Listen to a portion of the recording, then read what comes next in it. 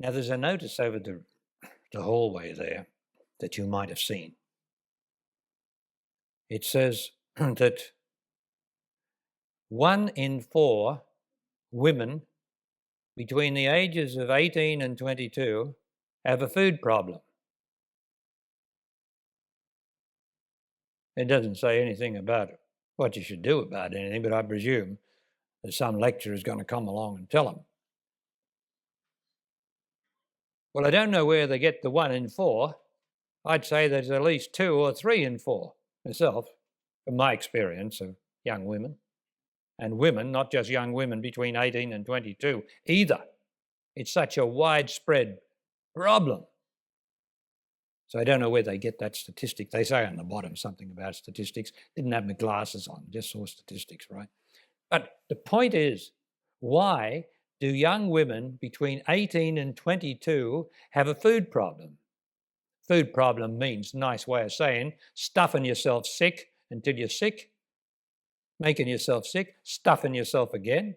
Bulimia or something like that it's called. And then there's another one where you starve yourself or something. Anorexia, you starve yourself to look like Nicole or something. And then if you look like Nicole, you're likely to lose your lover anyway. Okay, so, you know, why does this happen to young women? Well, I've put forward an idea for you, right? Only an idea. But you probably have this idea anyway, but I'm going to give you the idea, not the concept. You see, all young women are romantic. They start off being romantic. They are beautiful. They're the most beautiful creatures, young girls, really inwardly, inwardly, their inner impulse is romance, to have romantic love, to be loved and to love romantically. This is every young girl's desire from within, right? Because they're different creatures, they're different species to man. Absolute. Woman's a different species, absolutely to man. Right. 2 arms, 2 legs and a head, that's the end of it. Now, it is inevitable in this existence that every young woman's dreams of romance are going to be punctured. It is inevitable. Often happens in childhood, possibly through sexual abuse, possibly, It's always at her. It's always trying to get her, the sexual drive, man's sexual drive. It can be from that, which will tend to puncture it, although she'll try to overcome that to the best of her capability. She'll try to overcome that and to dream of a true lover coming to rescue her. But really, the damage has been done emotionally inside of her. Her dream of romance has been emotionally punctured. And she carries that forward. We're still with a bit of the dream, and then she gets into sexual relationship with an awkward, unloving, sexually driven, bravado, and all the rest of the descriptions of a teenage man making love. Right? All the descriptions of it. She gets into his clutches inevitably, sooner or later. He's going to deflower her and be very proud about the number he's deflowered too, all the rest of it. But the point for her is that she started off with this great knowledge of love, which was really what it is. Her love of romance is really woman's great knowledge of love, because woman has more knowledge of man than man will ever have, more knowledge of love than man will ever have, because she is love. She's fundamentally love before she's corrupted by society and thoughts and all the psychic level there of insecurity, self-doubt, resentment, jealousy, all the rest of that stuff, that sits on her. But before all that stuff happens, when she's young and impressionable, she's a romantic. She's beautiful because she's innocent. It only means she's innocent in her aspirations. It doesn't mean that she's really fundamentally innocent, because no one who's born is innocent. You hear about innocent women and children. Not true. Everyone's born with a potential of corruptibility, which is certainly going to happen. But this romantic idea of woman is so beautiful for her. And when it's punctured and she carries it forward, trying to find some love in man from the teenage years and up to 18, let's say, that's only figures that they give us, but let's say she tries and experiments with man to try to find something that is fulfilling, which conforms with her idea of romance and love. But because it doesn't exist, really, until the man comes to his senses and really learns to love. By the time she's 18 to 22, and then I can tell you it goes on from 22 right on and on and on, this food problem, is because she has a hole in her. She's got a hole right in the middle of her psychonomy. And that reflects in her body.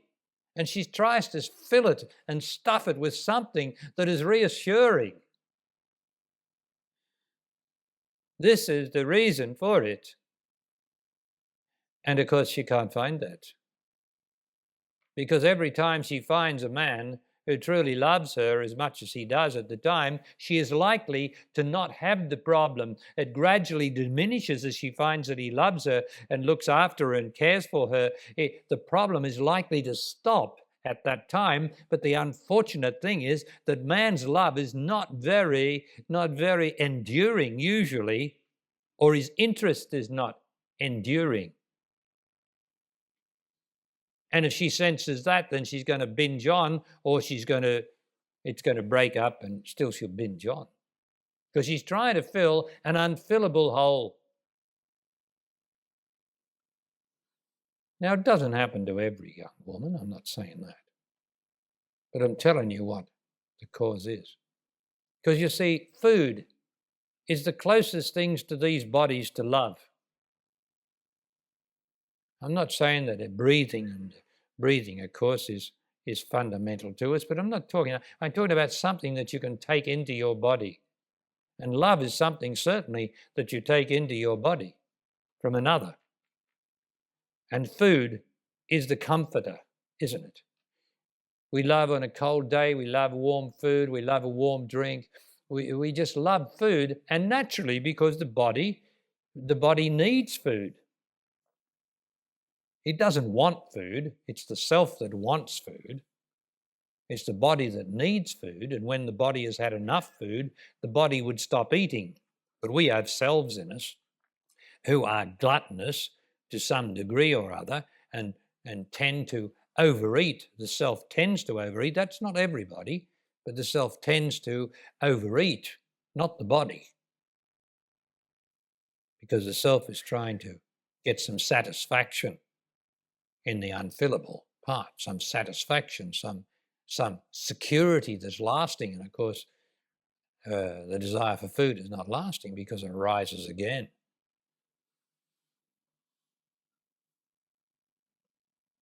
But the love of man is very rare on this earth. It is made that way because there's a tendency, man is the most structured of the two creatures, the two species. And he gets structured, and therefore he's more habitual than woman, much more habitual than woman, because he's more structured. And he lives in his structure. And so he can become familiar without knowing it. He can take her for granted without knowing it. He'd say, "What do you mean? I love you." And she says, "Yes, but it's not enough the way you're loving me." "What do you mean it's not a love? No, don't I do everything I can for you?" "Yes, you do, but it's not enough to just love me like you are doing." Well, now, if he's got any sense, he's got to say, "Tell me," because I'm a structured, sort of robotic sort of guy. I just have that. What am I not doing right? Why is it not enough for you? Oh, it is enough. You do love me. I don't doubt that. But it's in danger of becoming familiar, or is taking it for granted, she would say. And the man, of course, if he's a man, would keep listening to her. And because he keeps listening to her, the woman would never, the woman I'm talking about, which is you women, would never take advantage of his humility in saying, what is it? What can I do? She would only say what was the fact and the truth of the matter, to endeavor to restore something that is beautiful between the two, so that it doesn't become boring, taken for granted, familiar, and all those words which woman in her radical being inside hates and fears. Well, I know that's the truth. And man gets so structured that he can't listen and won't listen because he's got a first forceful authority which overwhelms woman. Woman doesn't have the same structured, forceful authority that man has because of our paternalistic background. All the religions, paternalistic, everything. There's no religion founded by a woman that has any meaning. It's paternalistic. So it's structured. Every religion is structured. Buddhism, the whole lot is structured based on the past. And the past is a structure. You've got to pull it down. You've got to destroy it. You've got to destroy it. And you've got to say, tell me the truth now. What is it that I'm not doing? Tell me now. Not, oh, well, you got to live the eightfold good path or something. Or you got to live the 10 Commandments, or you got to live what the Sermon on the Mount says. And I say, were you there? Were you at the Sermon on the Mount when he gave it? Were you with Buddha when Buddha realized nothing arising and realized nirvana or whatever he realized? Were you there? Were you there when the Upanishads were first mouthed by whatever master? Were you there? And the answer is, no, I wasn't. Well, don't you know that that's the only reality when you're there? The rest of it is historical bullshit, and it's going to mislead you. It's going to mislead you. Every teaching based on the past is going to mislead you. But you haven't got the intelligence to see that. So you want ways and paths and follow Buddhism or Muslimism or Christianity or Zoroastrianism or some other asterism or isterism instead of being now. This is where it is. This is where my life is, here now.